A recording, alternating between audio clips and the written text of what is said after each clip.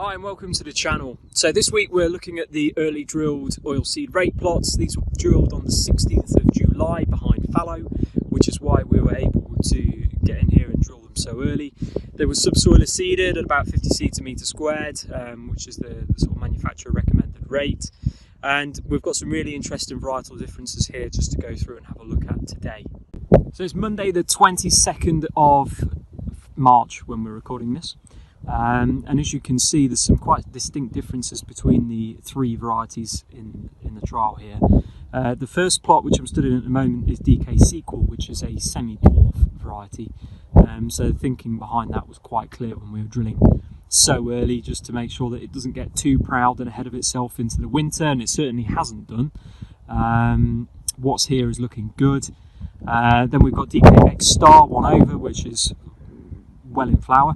And then we've got a continental variety, the next one to that, which isn't currently marketed in the UK, but it is just in the trial here as a sort of fair comparison between the two extremes. For anybody wondering, what is the difference commercially between a semi-dwarf and a standard hybrid in terms of height? Well, you can see here the majority of the semi-dwarf plants are no taller than my trowel. If I go over to the X-Star, do the same, I have to stand considerably further back to get it in the same frame. So one consideration as well that we thought of drilling that early in the autumn was the flea beetle and what effect the adults would have in the autumn, but also the larvae would have in the spring. So I've done a cross section of each of the plants that we've been looking at here. This is the DK Sequel, the semi-dwarf, and you can see here that really healthy all the way up.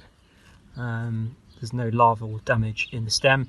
There were one or two larvae, you can just see some of the scarring here. I mean, if I tore off every single petiole, yes, you would probably find the odd larvae down in the petiole, but none have got into the base, which is the crucial bit. This is the X Star, and you can see here again, really healthy stem looking all the way up and looking good. And this is the coded line, and again, you can see that the stem and around where the flea beetle, where you thought would get in, they haven't caused much damage at all, which is great to see. So yeah, unfortunately the adult damage, I think you're never going to stop that now. That's just part of growing oilseed rape in the UK now, and we've got to come to terms with management to get around that using vigorous varieties. But looking at the larval damage in the spring, with the crop being in the ground so long, then we look to have been either very lucky, or early drilling seems to have got us around that somehow.